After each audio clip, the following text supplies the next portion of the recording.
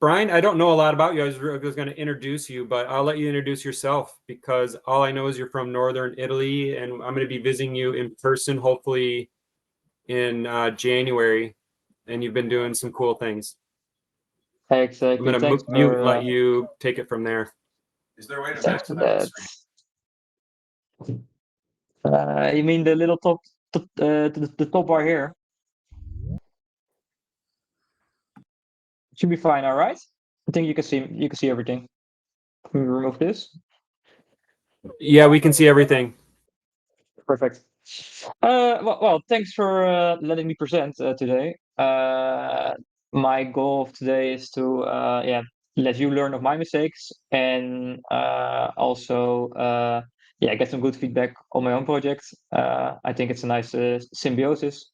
So I'm going to talk about how I have been experimenting with syntropic agriculture.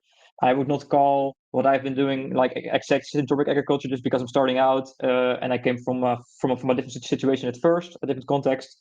Um, so from there, I'm going. Let me first talk a little bit about where I came from. Um, when I was younger, I did a bachelor's in environmental science. From there, I found out that like agriculture was one of the biggest polluters, the biggest causes of climate change. And I was like, okay, let's try to do something about that. And I would love to help with that. But then I went more to the side of like conventional agriculture, more greenhouse, high-tech agriculture, because I saw a lot of work being done there. There were like a lot of promises of like big yields, things like that. And slowly along, I started learning as well, of course, about the things that are not that great about like greenhouse technology, for example. Some of you might know that, like, for example, to get a tomato from the Netherlands, it's more polluting than take it all the way from Spain by boat and ship it to here.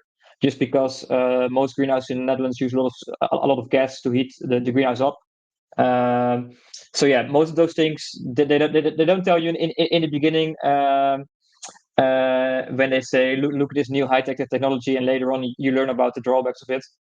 I worked on a couple of things there. I worked on some image recognition, so to recognize when a tomato is ready to be harvested, or to do yield predictions, to predict how much tomatoes will come off the crop in the next week.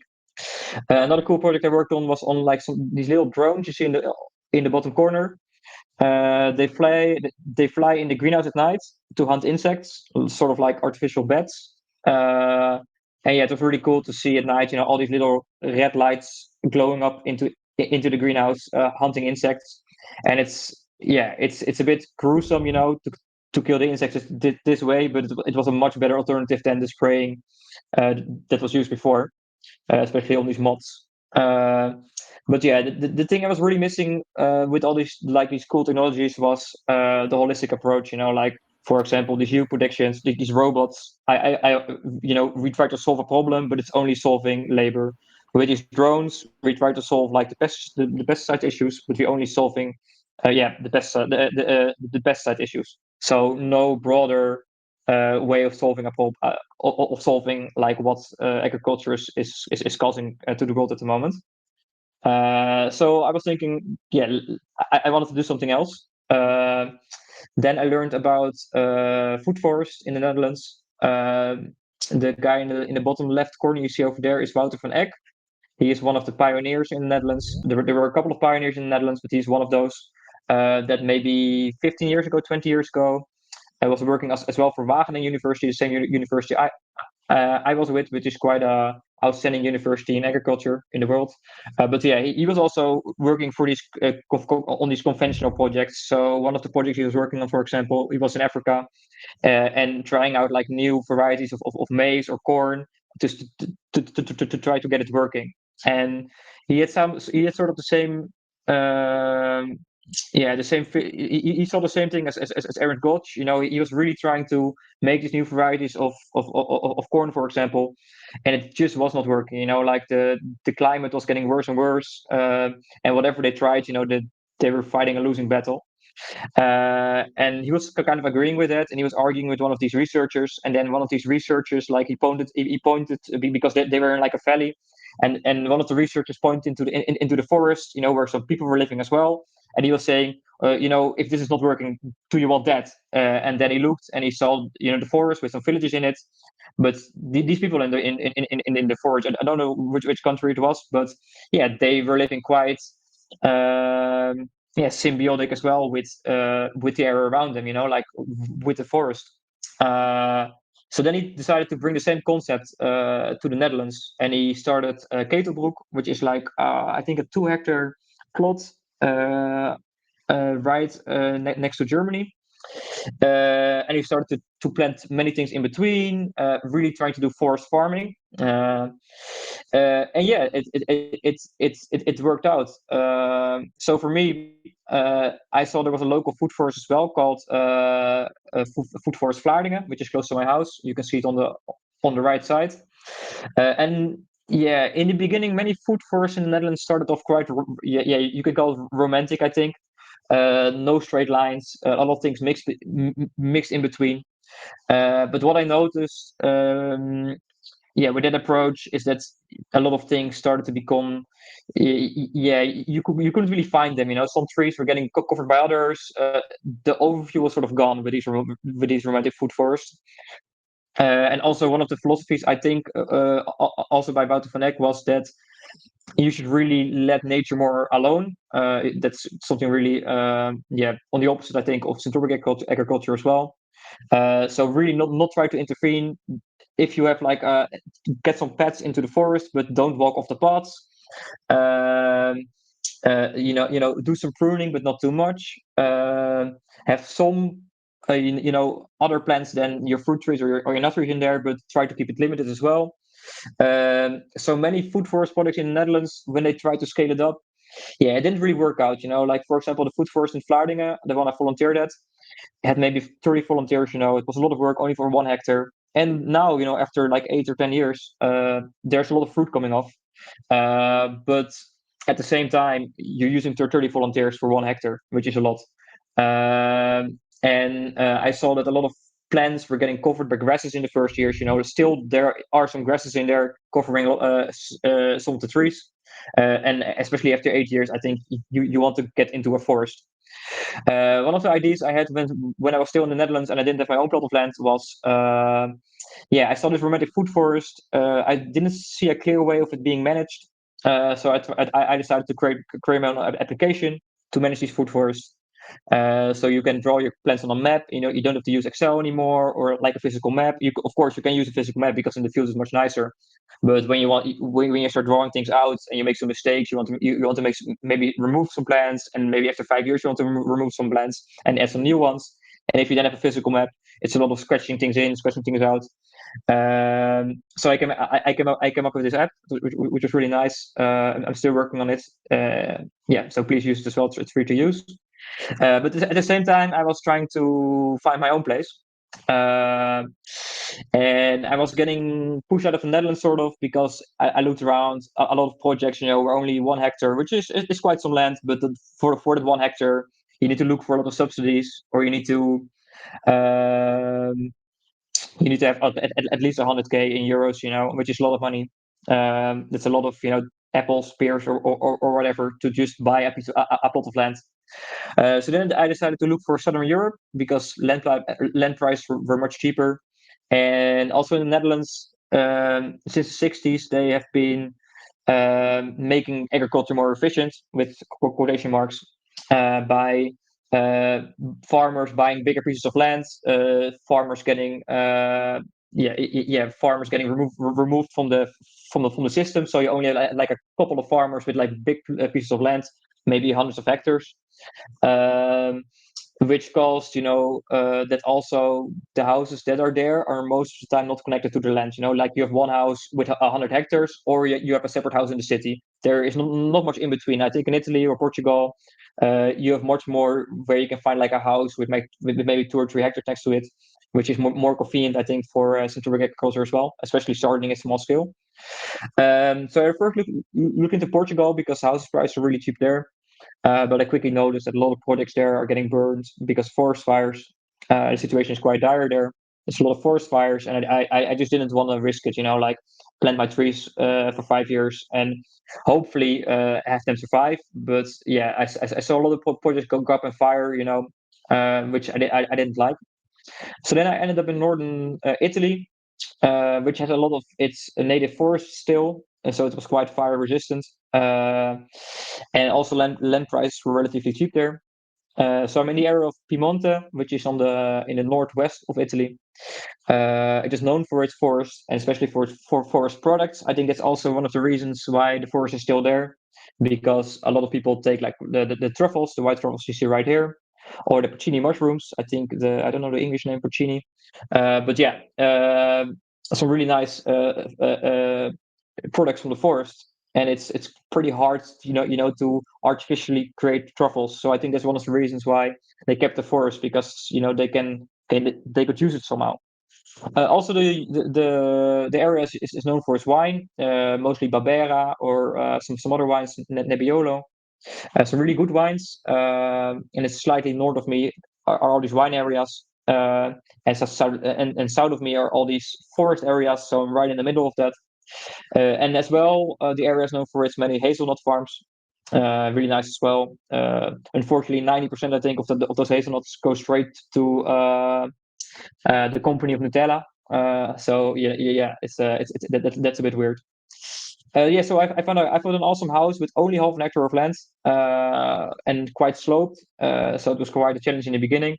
But yeah, especially to experiment, I really wanted to make it work. A little bit about the climate, maybe. Yeah, Mediterranean climate. The only downside, well, I don't know if you can call it downside, but the summers are still quite cold. Not cold, but it definitely freezes and it snows a bit. So the more southern Mediterranean species are not really possible there. Uh, but the rest is, and as you can see, there's a lot of rain in the spring and in the autumn, but in the summer it's mostly dry, and also and in winter as well. So yeah, I started out with more of like a conventional food forest, because that's what I learned before. I didn't know about Syntropics yet. So I started out with in the first winter I dug a lot of swales, because as you can see the land is quite sloped. And I went a bit overkill with the swales because it was a lot of fun. It was cold in the winter, so yeah, I hand digged them a lot. And I decided to plant most of my target species with like 4 or 5 meter, sometimes 6 meter distance. Uh, as you can see here down the map are all the trees, and this is swales, and right here are my vegetable garden. But yeah, and 1 year later, I did a course with Felipe Amato here in the Netherlands, and it was a lot of fun to really see how things can be done more differently, how things can be done with a lot more human intervention. Something I really missed in the food forest in the Netherlands. So I started to do some syntropics. It was also the first year I got my mower and my BCS. So I finally could acquire a lot of mulch and other materials. So there was a lot of fun. I started the first winter into planting poplar, willow, fig in the existing lines, which is quite hard because I got quite a tough clay soil. It's a clay with a lot of rocks. So in winter it's diggable, but in summer it's no fun. But yeah, so I put a lot of cuttings in there just to at least try to get some density in there, which was quite hard to do. And I added some more lines in there that were totally from scratch, which was a lot of fun. But it was still kind of at the course I did learn how to use how to plan the whole plot, but I did not have enough material, so I was really trying to sort of freestyle it. Of course, my target species were still 4 meters apart, but a lot of these things in between, I just planted however I liked, which bit me later on. um, so yeah, I had a couple of challenges. Especially, you could already see from the first year things were not really happy. The grasses were coming up. I tried to remove the grasses around the trees, but otherwise I left it pretty much alone because that's what I learned of those first 2 years. I'm there for 3 years now. That's maybe nice to mention as well. And I really saw the apricots, the peaches I planted, struggling a lot. Pests from everywhere were coming to my place to eat them. First the tips, but later on I saw that were these borer insects. I think they're called flathead borers, and whenever they get into your stems, they get down to your roots. And even if your tree looks really healthy from the beginning, within 1 year, the whole tree can die because they burrow into the roots, especially into the thicker roots. And then after a while, the plant just can't get any water anymore and it dies. So from now on, I do manually remove these because yeah, they're quite annoying. And I did some other strategies as well to avoid them. As I said, I started to interplant some poplar as well, some willow as well. But yeah, it's quite a challenge still, because they need to catch up. Like all these mature, well, not mature, these 3-year-old fruit trees right now, they're doing okay-ish, but they're not getting shaded out or by these poplars, these willows, and they're still quite struggling. Let me see if there's something else. I also made the mistake of not planting, but of buying some plants from nurseries I was not familiar with. And I could really see now like blackberries, blueberries from different nurseries, and I could really see the ones that already looked quite kind of bad, and planting them, they are never coming back. They keep in their sort of senescent state, which is not a lot of fun. So I definitely learned from that as well to buy some good plants, and if you don't buy them, grow them yourself. As I said before, I did a lot of just planting things however I like, especially in the lower strata. And it's biting me back now because in the beginning I planted a lot of no, sorry, I planted a lot of things like fava beans, and after removing those, the whole system, so some strata just became empty for like a couple of months, which still caused a lot of yes direct sun on the soil, things like that, or like oxidating the mulch, which is also not really nice. So next time I really need to start planting things more into a pattern to really avoid having missing strata in my system, especially with those broad beans. So what went well? Things, especially after 3 years, they did catch up a little bit. As you can see down here, the autumn olive did amazing. You can see it right here. It's coming above everything else, which it should not really do, I think. But I whenever I plant a new system, I should really focus on those as well. The swirls did really well. I can see them I can see them catching a lot of water whenever we get these really big thunderstorms in summer, as you can see on the left. I try to experiment with some things that are not, are kind of exotic here as well. For example, the pineapple guava, as you can see down here, the autumn olive as well with the red berries. The medlars is really great as well.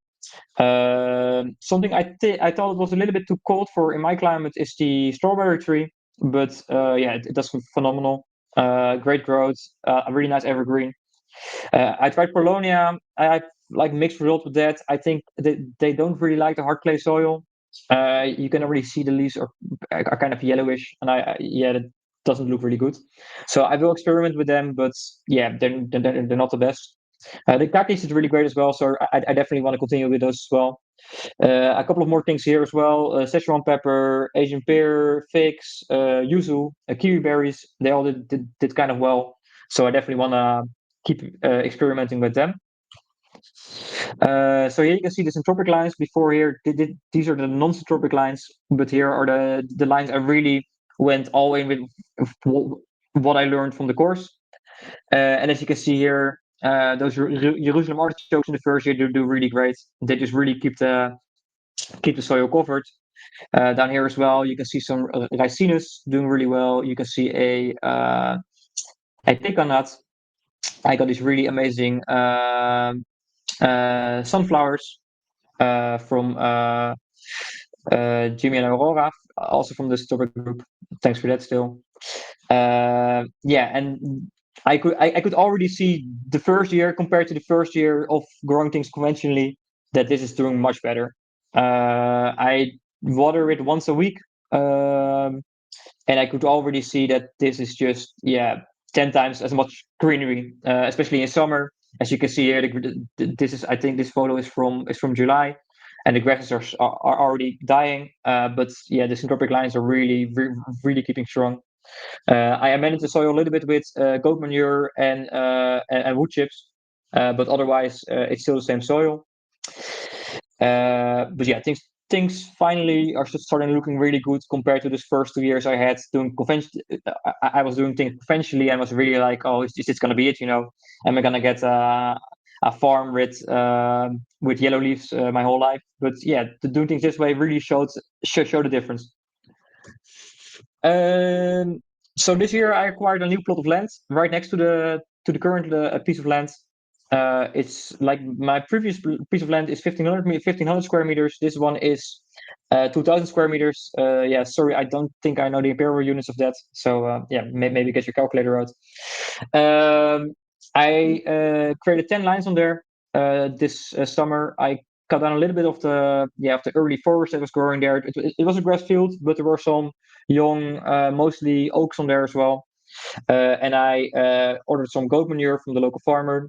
And because the soil was really poor, there was a lot of orchids growing on there, things that are really growing on like more poor soils, I think. But the soil was quite compact. So I also have a flail mower now.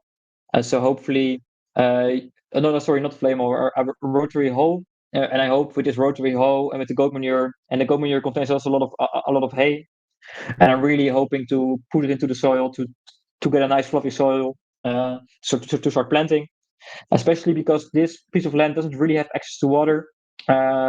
So this is a really nice challenge to see if I can grow things without water from the start. Um, so yeah, one of the things I really want to do is to really up the herbaceous layer by really going strong on aromatics, and really increase the density. Another goal of this piece of land is because my first piece of land is it's enough for me and the bed and breakfast I'm running as well in the house, but it's not really enough for for going to market. And with this new piece of land, I really try to have like a couple of or maybe 5 or 6 plants from each species I want to bring to market to get some decent production to at least have like a show of what I can give. The area I grow in is known for its slow food movement, which is quite a nice thing to have. It's like a philosophy about of serving and cooking food, which really appreciates good quality fruits and vegetables. So I think there's definitely a market for it, especially for the more exotic fruits, because I would like to rather find a new niche than compete on like existing markets. There's like loads of pears, apples in my area, hazelnuts, for example. And of course, I want to still use them, but not make them my main product. So yeah, there's a couple of things I want to grow there. I want to grow in there. This is like a really quick overview, as you can see. A lot of more exotic fruits like the feijoa, the jujube, Szechuan pepper, pawpaw as well. I had some great results after 4 years already. I had my first fruits here, so I think it's a great fruit as well from 4 year. Yuzu, a really slow growing citrus fruit, but I think with a lot of potential as well, especially in the more culinary world. And let me quickly go here. I think you guys can see my new screen as well, right? So as you can see in here, I created a couple of consortiums for these. In my area, there's a lot of robinia growing, so I'm really trying to work with that in this first year as a canopy. As you saw before, the castor beans are doing really good. Unfortunately, it still freezes, so it doesn't continue to the next year. It's more of an annual. But it does really well, so I still want to introduce it into the system. Figs, really easy from cuttings. Like most of the plants I put in here, are just easily propagated, which is my biggest requirement. Lots of different aromatics, as you can see down here. I was really busy this summer propagating them as well. So yeah, I can show you some different lines, for example. The ash and the elm are also doing really good here. So I want to also put those into some lines. I'm not really sure yet if I wanna do like these species in each line or just want to mix them up, especially because my system is still smaller. But I think as well, really keeping a couple of species per line could also really help with testing things out to see how things are with labor, how much time you take compared to mixing things out. I think mixing things would be a lot better, of course, for the system, but it would also be a lot more work. And especially if I want to expand things in the future, I think yeah, that's no good. So yes, a couple more a couple more of them here. Some pecan, some chestnuts, some hazelnuts, of course, still. Um, Down here, I also have some experience with honey locusts in the area. Could also be really nice. And I think at last, some cider gum. I think it's a type of eucalyptus, which is a lot better with in this kind of cold climate for the Mediterranean compared to the Eucalyptus globus. The tree of heaven. Some people curse it, but it also grows really well here. So I took I took some root cuttings to test it out as well, and just to see, yeah, if it won't spread by roots too much. I want to plant it in the middle of my plot, so it doesn't really spread around to neighboring fields. But yeah, I think it can have some really good potential, especially because it's really easily prunable. Even those thick branches are easily cut by just a secateur. I also experimented this year a little bit with sorghum, which I think has some really good potential, especially compared to some of the corn I planted. The sorghum doesn't need any watering at all, and it produces a little bit more biomass than the corn I planted. So I definitely want to experiment with it as well. Yeah, there's a lot of things missing in those lower layers in the future, but yeah, I had some difficulty with like filling those up. Maybe in the lower layer in the future, some things like testing things out with what is the name again of I've got the name, but some more shade loving trees, some more shade loving herbs could be nice. But yeah, that's still something for the future. So yeah, as I told you guys before, I was really struggling with spacing in the beginning and with missing strata. So I want to do my Jerusalem artichokes every half a meter, and then every 25 centimeters iterate between different herbs. And then later on, as you can see, I'm at 2 meter. I think this is 4 meter, no, 2 meters between sunflowers, a couple of, and also 4 meters between castor beans, and trying to really fill up the system. Of course, whenever I see some missing spots, I want to fill it up with some seedness as well. And then in the later years, yeah, we have something more than this. And I try to make some calculations as well to really see if things are getting covered, and they luckily are. But yeah, I really try to make a nice pattern. So hopefully I won't be missing anything in the future. Same in the later system. You see, these are a lot more further apart now. This is maybe after 10 years. You can see the Asian pears, some elderberries still in the shade, and some pecans. And really hopefully most species like robinia and black poplar will be taken out by that time. Only spots where things are still kind of bare, I will keep them. Let me go back to the presentation for the final slide.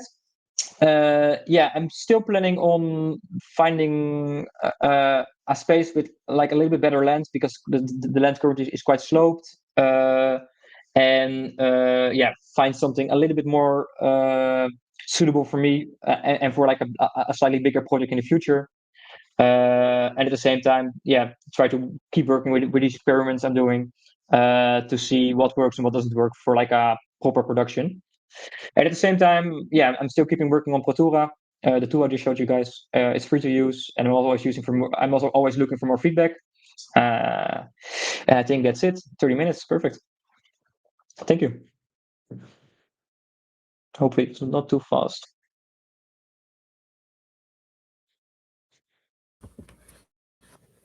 Hey, Brian, thank you. Can you hear me okay? Yeah, perfect. Great. Is anybody who's on right now have any questions?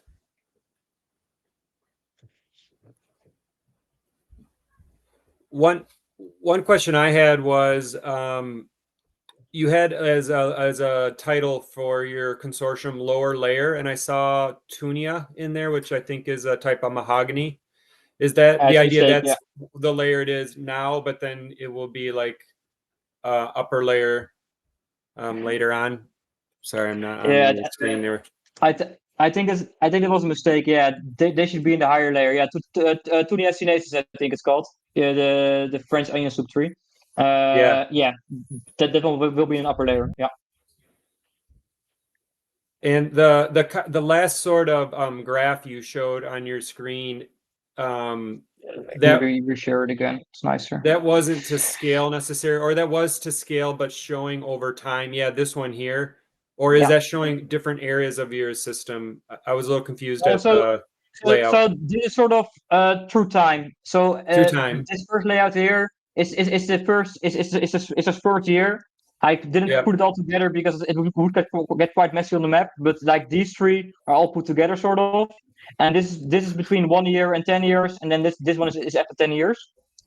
I So understand. maybe move in a little bit. And yeah, later on in another drawing, I put them all together. But for presenting, it's a little bit too confusing, I think.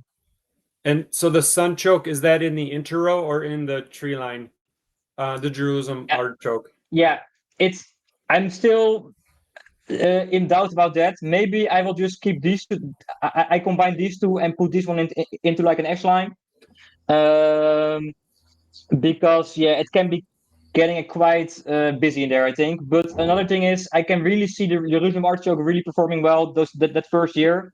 So maybe it is better, especially if because I don't have any watering in the system. I don't do any watering to have it in the system, so it really shades out things in the high summer because yeah, it can get 40 degrees down there Celsius. So yeah, I'm still little bit in doubt. Maybe I will do some lines without them in the line, some lines with them in the line. But I think those root vegetables like artichokes, maybe some potatoes as well, are really those first year's champions, sort of, that really have already their own energy to get the system started. Okay. Yeah, I have not been brave enough to put the Jerusalem artichoke in my tree line, but I'm curious if people are doing and what their experience is like. My experience has not been so good.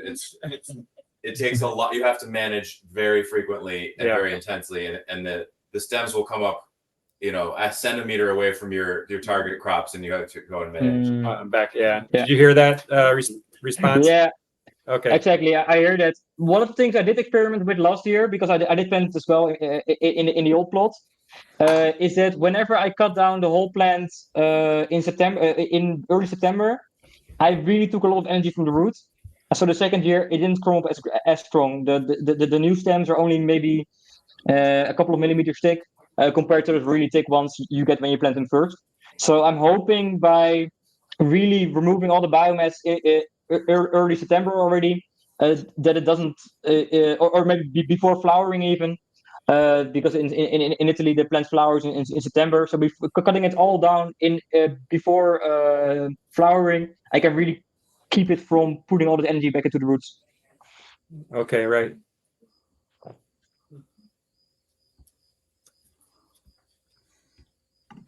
And so the website that you're working on, or app that has both design and like it looks like you have the ability to keep files and notes and stuff like that. Yeah. One of the things I have, for example, is like I showed before, I can plant things more on a map, so you can really see what grows there. But also do your designs more on like a grid because it's much easier, and then later plant them on into the field as well. Yeah. Okay. Cool. A lot of people ask for design tool. That's nice. You're working on that. Yeah. The only thing close I've seen was a friend who's a landscaper, and it's like a $600 a year fee to have this software, and it's really is amazing. It produces like three-dimensional Yeah. graphics. I was missing the same. Yeah, I was really noticing that this thing was missing, and or it was too expensive. And I see a lot of people using more how do you call them, more artistic tools for it, like sort of like not paint, but better, I don't know the name of or the name of it anymore, to make these drawings. But then there's no data connected to all these dots, and now when I Yeah. click on a plant, I can see what it is, so I think that's much that's much nicer. And I can also I have added some tools to also manage to do some yield management as well, so you can say, okay, for this row of apples, I can register that I've harvested 500 kilos, for example. So I really want to make this tool like a nice encompassing thing for people into syntropic agriculture, agroforestry. And at the moment, the tool only costs like $15 to run a year. So I'm definitely not looking into monetizing it yet, because there's no need for it. Awesome. Cool. We'll definitely when I post this video, I'll write about that in the comment. I think people should know about it, and I'll put the link and try to give it a little bit of marketing. Thanks. Yeah. Another thing I did is at the moment I have 400 users. It's maybe nice to show as well. And if you want, you can show your own. You can share your own designs with others. So if you for example go to mine, you can see my design, and you can see the design of others. I think that's a fun thing I added. Here, this is another one I'm allowed to share. It's a fun way to show your design with others. Yeah, networking. You're onto something big here. Yeah. Thanks. That's awesome. Does anybody else have any questions? And there were a couple chat comments that were helpful. The 2,000 square meters was a half acre. Probably people could see that. And then the tunia can be managed for shoots. I was not aware of that. I think those are the only two comments. Perfect. Thanks for that. Okay. Well, thank you, Brian. I can see you put a lot of effort into that, into your work, and also that presentation. Appreciate you sharing. Yeah, no worries. Thanks for letting me share.